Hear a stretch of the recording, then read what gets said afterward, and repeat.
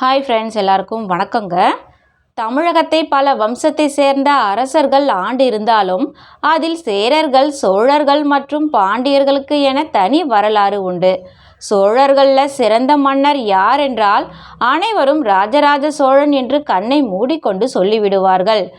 ஆனால் அவரையும் மிஞ்சிய ஒரு சோழ மன்னர் வரலாற்றில் இருக்கிறார் அப்படின்னாக்க அவர்தான் ராஜராஜ சோழனின் மகன் ராஜேந்திர சோழன். ராஜராஜ சோழனுக்கு பிறகு ராஜேந்திர சோழன் 1014 சோழ பேரரசராக பதவியேற்றாரு.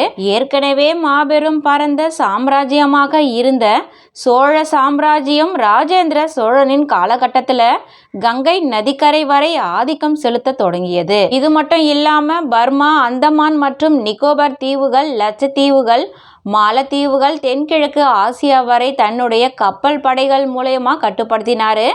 அவர் வங்காளம் மற்றும் பீகார் பால மன்னர் மஹிபாலவை தோற்கடித்தாரு. இந்த பதிவில் ராஜேந்திர சோழன் பற்றி தெரியாத பல அரிய தகவல்களை பார்க்க போகிறோம். ராஜேந்திர சோழன் தன்னுடைய வெற்றிகளை நினைவு கூறும் வகையில் கங்கை கொண்ட சோழபுரம் என்ற புதிய தலைநகரை கட்டினார். அதற்கு முன்னால் தஞ்சை தான் சோழர்களின் தலைநகரமாக இருந்தது. தனது படைகளை வெளிநாடுகளுக்கு அழைத்து சென்ற முதல் இந்திய மன்னராக ராஜேந்திர சோழன் இருந்தார். ராஜராஜ சோழரால் கட்டப்பட்ட தஞ்சை பிரிஹதீஸ்வரர் கோவிலை போலவே கங்கை கொண்ட சோழபுரத்தில் சிவபெருமானுக்கு ஒரு கோவிலையும் கட்டினார். இவருக்கு பரகேசரி மற்றும் யுத்தமல்லன் போன்ற பட்டங்களும் இருந்தது. 1012 ராஜராஜ சோழன் ராஜேந்திர சோழனை முடி இளவரசராக நியமித்தார். ராஜராஜ சோழனின் இறுதி காலத்தில் தந்தையும் மகனும் சமமாக ஆட்சி செஞ்சாங்க.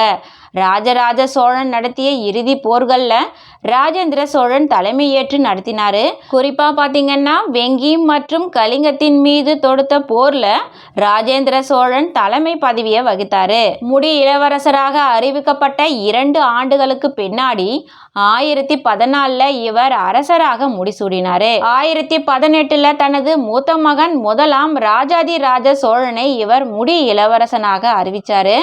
முதலாம் ராஜாதிராஜ சோழன் தனது தந்தைக்கு கீழ் 26 ஆண்டுகள் ஆட்சி செஞ்சாரு. வாழும்போதே அடுத்த அரசரை தேர்ந்தெடுத்து அவர்களுக்கு நிர்வாக கடமைகளை வழங்குவது சோழ ராஜ்யத்தின் முக்கியமான அம்சங்கள்ல ஒன்னாகவே இருந்தது. முடி இளவரசராக அறிவிக்கப்பட்டவர்களுக்கு என ஆட்சியில சில பொறுப்புகளும் அதிகாரங்களும் அளிக்கப்படும்.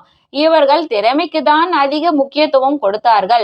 சில சமயம் இளைய மகன்கள் கூட திறமையின் அடிப்படையில் முடி இளவரசர்களாக நியமிக்கப்பட்டனர் அப்படின்றது குறிப்பிடத்தக்கது. ராஜராஜ சோழன் ஆட்சி காலம் முதலே ராஜேந்திர சோழன் போரை தலைமையேற்று நடத்தினார்.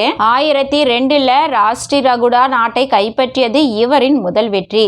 ராஜேந்திர மேற்கு சாளுக்கிய சத்தியஸ்ராயாவுக்கு எதிரான போர்களுக்கு தலைமை தாங்கினார் மற்றும் துங்கபத்ரா நதியை கடந்து போரை சாளுக்கிய நாட்டின் மையத்தில் கொண்டு சென்று அவரின் தலைநகரையை தாக்கினார். இலங்கை படையெடுப்பு பார்த்தீங்கன்னா இலங்கையை கைப்பற்ற தனது தந்தையால் தொடங்கப்பட்ட பணியை முடிக்க இவர் இலங்கை மீது படையெடுத்து அதனை கைப்பற்றினார். இலங்கையின் அரியணை, மன்னர், ராணி மற்றும் இளவரசியையும் கைப்பற்றினார். இலங்கையின் மன்னர் மஹிந்தர் சோழ தேசத்திற்கு கொண்டு வரப்பட்டு 12 ஆண்டுகள் சிறையில் அடைக்கப்பட்டு சிறையிலேயே அவர் உயிர் பிரிந்தது. மஹிந்தாவின் மகன் கசபா தமிழ் மன்னர்களுக்கு எதிரான சிகாலிஸ் எதிர்ப்பின் மையமாக ஆனார். 6 மாதங்களுக்கும் மேலாக சோழர்களுக்கும் சிங்களவர்களுக்கும் இடையிலான போர் நடந்தது. அதில் ஏராளமான தமிழர்கள் இறந்து போனாங்க. போரின் முடிவில் கசபா தீவின் தென்கிழக்கு மூலையில் இருந்து சோழ இராணுவத்தை விரட்டியடித்து விக்ரமபாகு என ஆட்சி செஞ்சாரு. போலன்னருவா பகுதியை சுற்றி ஏராளமான இந்து கோவில்களின் சிற்பங்கள் அங்கு தமிழ் இராணுவம் இருந்ததை உறுதி செஞ்சிருக்குது. 1041 விக்ரமபாகுவால் சோழ இராணுவத்திற்கு எதிரான தொடர்ச்சியான தாக்குதல்களை தணிக்க ராஜேந்திர இலங்கைக்கு மற்றொரு பயணத்தை வழி நடத்தினார். இதன் விளைவாக விக்ரமபாகு இறந்துட்டாரு. சிங்களீஸ், பாண்டிய இளவரசர்கள், கண்ணோஜின் இளவரசர், ஜெகந்தபாலா என அனைவருக்கும் எதிராக போரிடும் நிலைக்கு சோழ இராணுவம் தள்ளப்பட்டது. 1018 ஆண்டுல பாண்டிய மற்றும் சேரர்களின் நாடுகளின் ஊடாக ராஜேந்திரர் தனது இராணுவத்தின் தலைமையில ஒரு வெற்றிகரமான அணிவகுப்பை மேற்கொண்டாரு. ராஜேந்திரனின் திருவலங்காடு மானியங்கள் அவர் பிரகாசமான களங்கமற்ற முத்துக்களை பாண்டிய மன்னர்களின் புகழின் விதைகளை எடுத்துக்கொண்டார் என்றும், அச்சமற்ற மதுரந்தகா அதாவது ராஜேந்திரா மலைகளை தாண்டி கடுமையான போர்ல சேர மன்னர்கள் மீது அழிவை கொண்டு வந்தார் என்றும் கூறுகிறார்.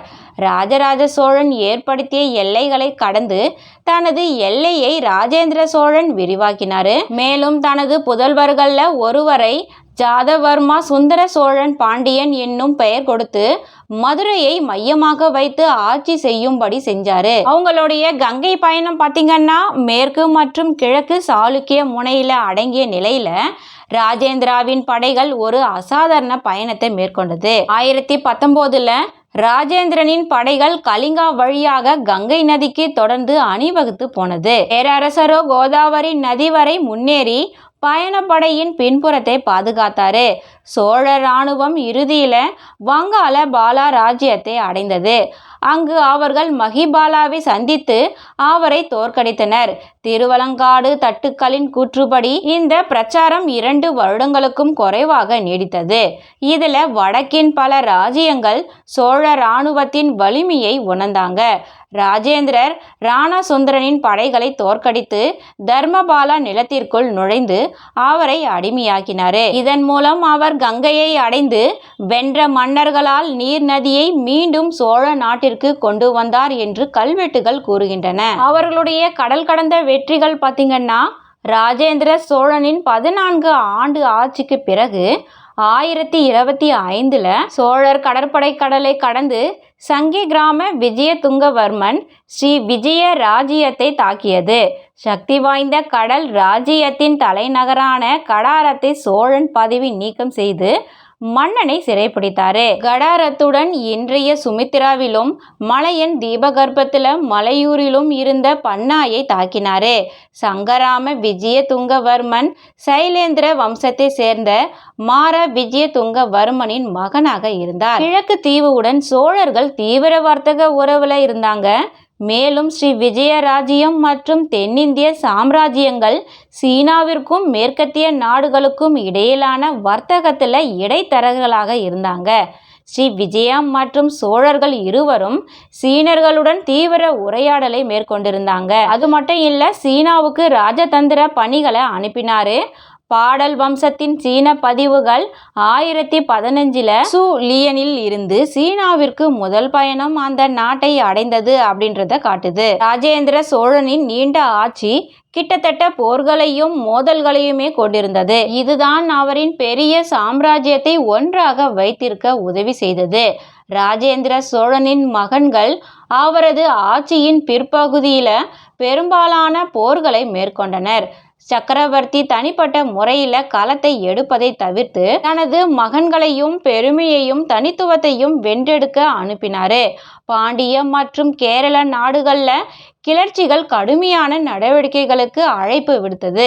ராஜாதிராஜ சோழன் அவர்களை அடக்கினாரு. கசப்பாவால் தூண்டப்பட்ட கிளர்ச்சியை தணிக்க இலங்கையில ஒரு போரையும் அவர் மேற்கொண்டிருந்தாரு. கங்கை வரை சென்று அவர் பெற்ற வெற்றி காரணமாக அவர் கங்கை கொண்ட சோழன் என்ற பட்டம் பெற்றார். மேலும் அதன் பெயர்ல கங்கை கொண்ட சோழபுரம் கோவில் கட்டப்பட்டிருக்கு. விரைவில் அவர் தலைநகரை தஞ்சாவூர்ல இருந்து கங்கை கொண்ட சோழபுரத்திற்கு மாத்தினாரு. ராஜேந்திரர் தனது 17வது ஆண்டுக்கு பின்னர் கங்கை கொண்ட சோழபுர நகரத்தை நிறுவினாரு. ராஜேந்திர சோழருக்கு பின்வந்த பல மன்னர்களுக்கு கங்கை கொண்ட சோழபுரத்தில்தான் முடிசூடப்பட்டிருக்கு. அதனை அவர்கள் தங்கள் தலைநகரமாகவே ஏற்றுக்கொண்டனர். ராஜேந்திர சோழரின் ஆட்சியின் இறுதி ஆண்டுகள் சோழர்களின் மிக அற்புதமான காலத்தை உருவாக்கியது. சாம்ராஜ்யம் பறந்து விரிந்த எல்லையை அடைந்தது. இராணுவமும் கடற்படையும் மிக உரிய கௌரவத்தை அடைந்தது. சக்கரவர்த்தியின் மகன்களும் அவரது குடும்பத்தின் மற்ற உறுப்பினர்களும் அவருக்கு உதவினாங்க. பாண்டிய மற்றும் கேரள நாடுகள்ல பாரம்பரிய ஆட்சியாளர்கள் இருந்தாலும் தோல்விக்கு பின்னர் ஸ்ரீ விஜய மன்னரை மீண்டும் பதவியில அமர்த்தியதன் மூலமும் சோழ ஏகாதிபத்தியம் ஒரு நன்மை பயக்கும் ஒன்றாக மாறியது. ராஜேந்திர சோழர் பல ராணிகளை கொண்டிருந்தாரு. கல்வெட்டுக்கள்ல குறிப்பிடப்பட்டிருக்குது அவர்களின் பெயர்கள். அவரது மகன்கள்ல 3 பேர் அவரை அடுத்தடுத்து சோழ சிம்மாசனத்துல பின்தொடர்ந்தாங்க. ராஜாதிராஜ சோழர், இரண்டாம் ராஜேந்திர சோழர் மற்றும் வீர ராஜேந்திர சோழர் அவரது மகள்கள் சாளுக்கிய மன்னராக ராஜராஜ நரேந்திராவை திருமணம் செய்து கொண்டதாக கூறப்படுது. மறக்கப்பட்ட வரலாற்று பதிவுகள் உங்களுக்கு உடனுக்குடனே வந்து சேரணும் அப்படின்னு நீங்க நினைச்சீங்கன்னா நம்ம சேனலை மறக்காம சப்ஸ்கிரைப் பண்ணிக்கோங்க. லைக் பண்ணுங்க, கமெண்ட்ஸ் இருந்தா பண்ணுங்க. அடுத்த ஒரு நல்ல வீடியோவுடன் நான் உங்களை சந்திக்கிறேன். நன்றி, வணக்கம்.